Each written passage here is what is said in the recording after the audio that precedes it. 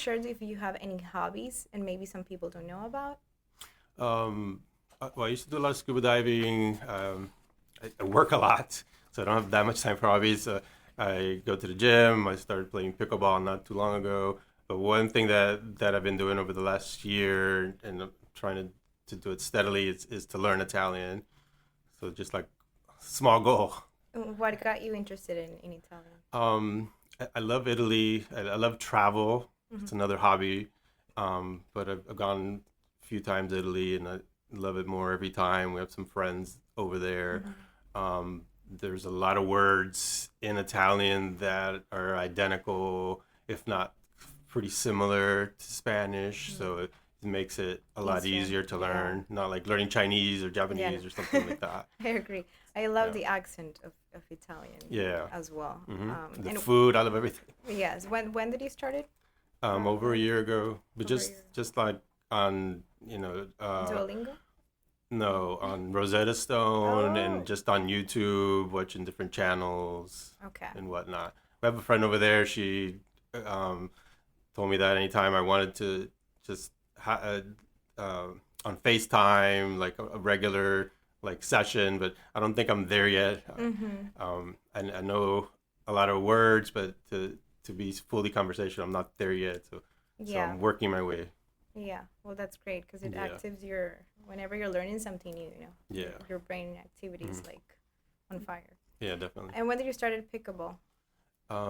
Over a year ago. Oh, okay, as well. Okay, Yeah, well, but yeah, slowly. slowly. Yeah, I started too fast, and then I tore a muscle in my calf, so it Oh, took me you out of were too, commission for a few months, and then you joined back in. and then went back to yeah. Prior to becoming an attorney, you wanted to become a pilot when you were in high school. That was like super interesting. Those are two completely different things, right? Becoming a lawyer and a pilot. Could you share a little bit about this time of your life? Yeah, but when I was in high school, that's what my goal was. I want to join the military and I want to be a pilot. So I took ground school in Miami-Dade when I was in the 10th grade, and I passed FAA ground school, and then the next thing to do was to get to my flight hours. But around that same time, my vision started getting bad, and at the time, it's not that way now, but you had to have uncorrected 20/20 vision to be able to be a candidate, to be accepted in any the the military forces, to be a pilot. Mm-hmm. And so at the same time, I went to George D. Baker. I chose to, while going to high school, go to George D. Baker Aviation School, not because I wanted to work, have a career as a mechanic, but since I'm going to be a pilot, like I want to know how the planes work. I want to know how to fix one. If maybe I'll have my own plane in the future, Okay. and I would get it like another half hour, 45 minutes of lunch every day. So that was another enticement. So at the same time, I was going to aviation school and I did ground school. Um, and I just stayed with the aviation school since I was already in it. Mm-hmm. And when I started the university, I met up with a friend of mine that was in aviation school, and he was working at a repair station in the airport. And how much are you making? Do you like it? And it's like, yeah, I like it a lot. And were hiring. So then I applied and I started working as an aircraft mechanic. It wasn't really my goal. I didn't think I was going to do that, Mm-hmm. but I started working as an aircraft mechanic and going to school at the same time, going Okay. to FIU. Okay. And I worked for a couple of different repair stations, and then at the end, I was working for Midway Airlines. So they were based out of Chicago, and it was good because I love travel, and you travel for free. You have a lot of other benefits. Mm-hmm. Hotels cheap, dirt cheap. Rental cars are cheap. At the time, that's how it was. And the airline went bankrupt, and so I found myself as a disrupted entrepreneur because toward the end I was specializing just on the interiors of the planes. Like when I Okay. started, I was doing sheet metal cutting and drilling and riveting and doing all that stuff. But at the end, it was just working anything inside the plane. It was the carpet, the seating panels, the side Wow. panels, the window shades, the seats, the Mm-hmm. galleys, the lavatories, anything when you walk in, anything there. The That's what I would design specialize of the in. airplane. Mm-hmm. And so went bankrupt, we had a couple of people that I worked with, and we started our own business doing aircraft interiors. So it was three partners at the beginning. We split up from one partner, and then I worked one full year with the other partner. We did some good work. We did the interior for Adnan Khashoggi's private airplane. He used to be the richest man in the world in 1980s. He was What an was his arms name? Adnan Khashoggi. He Okay. was an arms smuggler, and his fortunes were going back up Mm-hmm. because he was fixing one plane, and he had goals to buy a much bigger plane. He said he wanted to get a 747, but he can't get the same size as the king of Saudi Arabia Oh. or the Sultan of Brunei because he's got to have like one lower. So he was looking at the time to buy a DC-10, and we were making a bid on it, and everything was like going pretty well. And our my relationship with my partner just deteriorated. I went to his house one day, knocked on the door, and I looked down, and there was a little box, and on the box it had the name of our company, and it was from a bank, Mm-hmm. and I could tell it's a checkbook, and the bank was not the same bank that we were banking with. So he opened up a bank account somewhere else, like to do side work. So Using that the name of the company. using the name of the company doing side work. So that kind of was the end of that relationship. So around that same time came Hurricane Andrew, Mm-hmm. and we had some damage in the house, and the adjuster from State Farm came over to do the estimate of damage. And I started talking to him about the company, and he's like, "I love the company," and And that's the other part of your life that you started working in yeah, State Farm. yeah, I love the company, and they have cost of living allowance. They give you raises on top of that every year, and you have this and that and the other. So I applied, and I started working at State Farm. And this is at the time I just graduated. I got my bachelor's from FIU. So I went then to start working So you at had State Farm. your own business while you were at FIU still, or you had Yes, graduated? when I was in Yes. FIU. But at that point, I split up from my second partner, and I was either going to go on my own the business, or I'm going to go a different route. Mm-hmm. So I just had a bad taste in my mouth for business from the experience that I had with like the two other partners. And I said, let me give State Farm a try, because the person I talked to said that the company has a lot of room for advancement. And so I gave it a shot, Mm-hmm. and I started working at State Farm right after the hurricane, And you which was were a very, there for 10 years? yeah, it was a very busy time. I worked there for 10 years. I worked at the beginning, at the time, I don't know how it is now, you start at the bottom, working property damage claims, and there's like a million of them after the hurricane. So it was a Mm-hmm. lot of work. So I did that for 10 months, and then I went over to the PIP department for Mm-hmm. 3 months, and then there was an opening in the bodily injury and uninsured motors section. I worked there, I don't know if it was a year or 2 years. And then after that, I went to the special investigations unit where we focused on investigating fraud, and that was fun. That was That fun. was a lot of fun. Do you have any Yeah. interesting stories from that part of fraud stories? Um, the ones I can talk about. Yeah, of Yeah. course. There was a life insurance claim that they assigned to me. It was a young guy. He was in his 20s. He was from Honduras, Mm-hmm. and he was living here. He took out a few policies with State Farm, like a few different policies of life insurance. They added up to 250,000 at the time. I guess it was high. It would be like 500,000. Somebody in their 20s. He doesn't have any children, doesn't have a family. And he said that he traveled to Honduras on his birthday. They were having like a birthday celebration for him. Mm-hmm. And you know, the Latin people say, if you don't go swimming after you eat, Mm. because you're gonna die. Yes. Like my mom said that, like a lot of Latin people. And that was the story. He ate and he didn't listen to his mom. He went swimming and he drowned. And they're making a claim, the family's making a claim for 250. So there was a couple of red flags, Mm-hmm. and they're assigned it to me just to look it over. So I investigated. I found out that he was living with a preacher Mm-hmm. and renting a room in his house. And I interviewed the preacher, and the preacher said that he took everything with him when he went on this trip. It was supposed to be like a week-long trip. He Mm-hmm. took like all his clothes, and he kind of indicated that he was never coming back. This is what he told the preacher. And when I went to his employment, I talked to them, and they said that no, he just went for the 1 week vacation. They were shocked that he died. And when I talked to the preacher, they told me that he had braces, and he knew like the name of the dentist. So I was able to go to the dentist's office, and I was able to get the X-rays for his teeth. We tried to interview the family in Honduras, and nobody would really cooperate. And the point person was the brother-in-law, who was the mayor of the town, and he was a medical doctor, and he's the one that signed off on the death certificate. And we find out that he signed off when he was outside in the parking lot. They didn't even bring him into the hospital. He just stamped off. He died, and I guess in Central America and South America, it's common to bury someone like quick.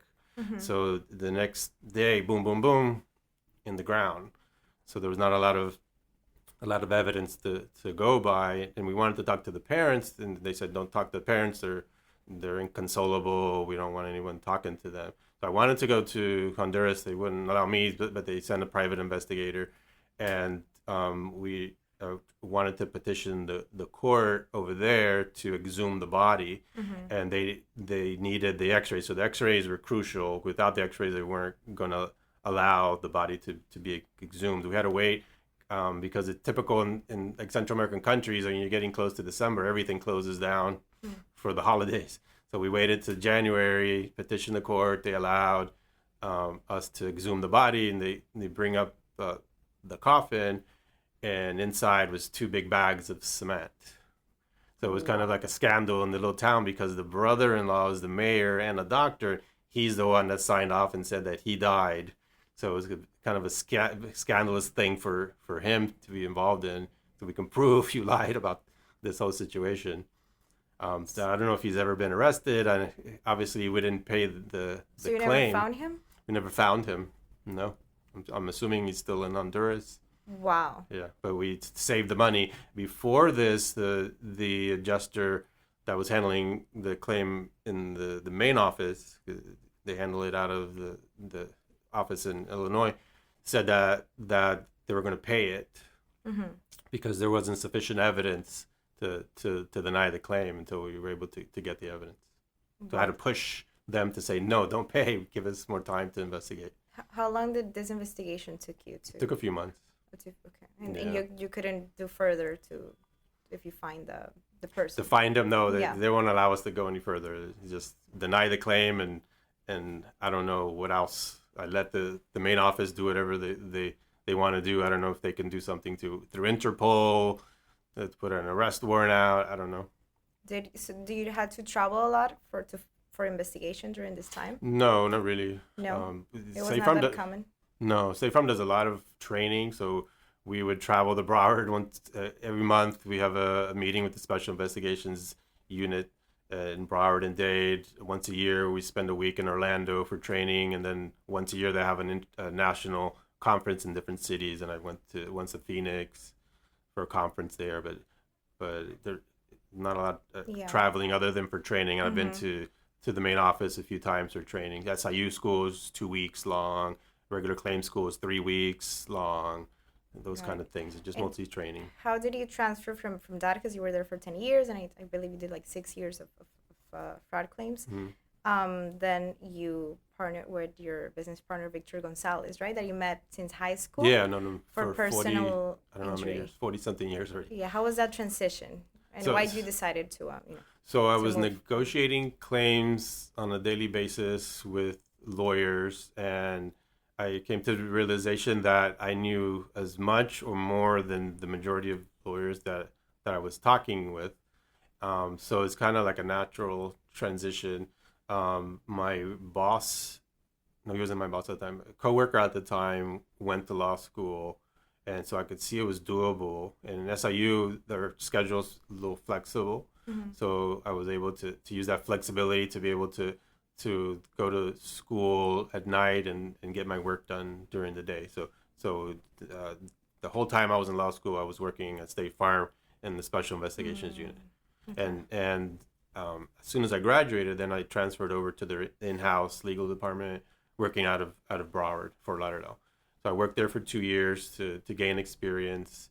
Um, Enjoyed it, but it came an issue of pay because State Farm, like, they don't have a mechanism to trigger like a good increase in pay every year, like 3% or whatever. Mm-hmm. So that wasn't doable, and I knew my friend was working in this field, so I moved over and I started working with him. And at the time, we had another partner, so it was three of us at the time. Okay, so he had already had the law firm. He was already working Yeah. for personal Hmm. injury. Yeah.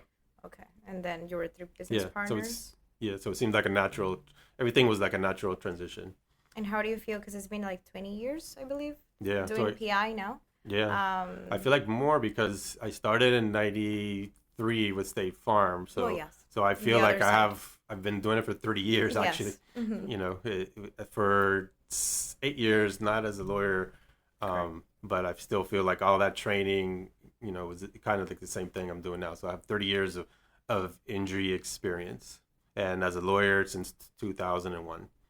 Yeah, so 24 years. 24 years, and about and the since with Victor is since Yeah. So 2000. Victor for like 22 years already. Okay. For since 2003. Is there something that you feel you have meaningfully learned in this 22 years as a Mhm. business partner for personal injury? Everything, everything. One thing that like a life lesson, Mm-hmm. um, I think is to not be a jack of all trades or a Jane of all trades.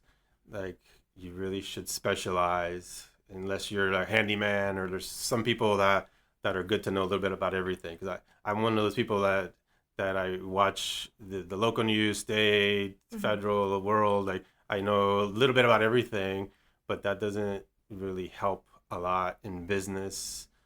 So in law, in other businesses and most other businesses, it's good to know a lot about one area. So I consider myself a specialist in personal injury, wrongful death.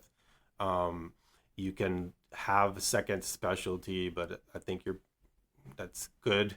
But more than two, you're pushing it, because you can do it, but you're not doing it to 100%. 100% the top of Mm-hmm. your game. So I think that applies to a lot of different areas in life, Mm-hmm. to specialize.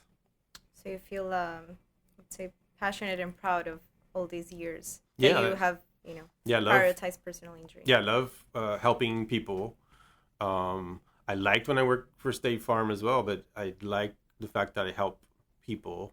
And some people are in bad shape and they don't know what to do after an accident, Yeah. and they haven't been able to get back to work, and we do what needs to be done to help them. So I love that, the helping part. Do you have what would you say is your biggest life lesson? It doesn't have to be about Mm, your yeah. professional experience, just in general. Um, to maybe to keep your life in balance, um, like the yin and the yang. Um, you can have periods in your life where it's out of balance, and it's okay because there's no way you can get around it. You're pushing in one direction, but it's not sustainable. Try to keep a balance in your life. Work hard, play hard is kind of my motto. But I can't work hard without the playing hard part. Mm-hmm. So I think everything should be kind of in balance in Balance. life in general. That's why the And traveling work. Yeah. gives you that energy, so then you can come Yeah. back and put Yeah, or whatever it is all that effort again. whatever it is that that relaxes you and to refreshes you and allows you to come back and do whatever you were doing before. Mm-hmm. Yeah. If you wouldn't have becoming a lawyer, what do you think you have become? Well, I know you wanted to be a pilot, but that Yeah. did that hurt you a lot? Like, No, it disappoint didn't. you, or No, I mean at the time maybe, but no, I don't look back. I know a lot of pilots, and I know a lot of them that are happy, I'm not happy? but I don't think I would like it because I'm very family oriented, Okay. and I'm not one of these people that like to do a lot of things by myself. Like, I've traveled by myself, and you go to a museum and by myself, and it's okay, but it's not as fun as when you're with other people. and pilots, their life can be lonely, always on the road, always traveling. When we're fixing planes, I'd work in the afternoon shift, and there's no planes to fix, whatever. And we'd go to like a sports bar around the airport, and the bar's full of pilots, people drinking, and it just, didn't seem like your lifestyle. like my lifestyle. Go Yeah. from place to place and just hang out at the bar until the next flight.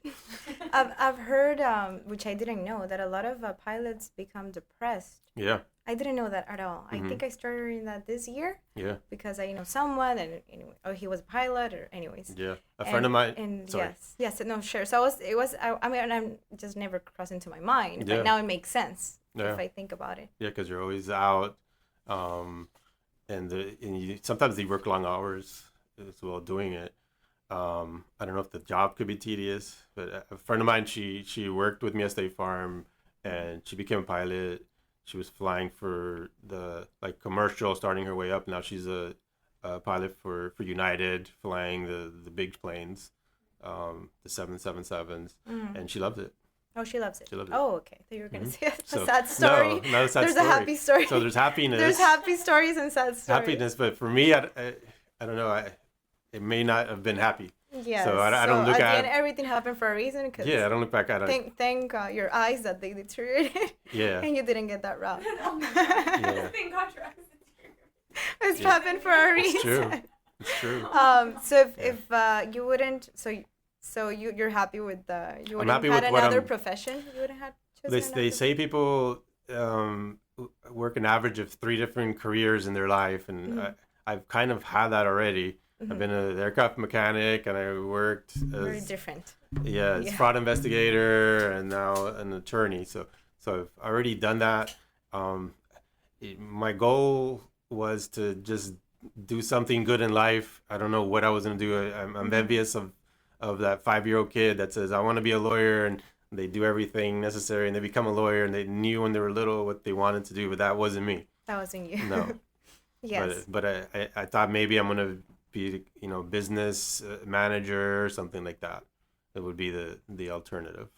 It's interesting how every even if it's so different, how every decision and every professional experience that you had then led you Yeah. to this. So it's interesting when you, I don't know, when you commit to something and then Yeah, because it was just kind of a natural thing. I didn't plan everything out, yes, and it just happens. that sounds me. Yeah. It just happens, and Yeah. then here Yeah. we are. So now we're gonna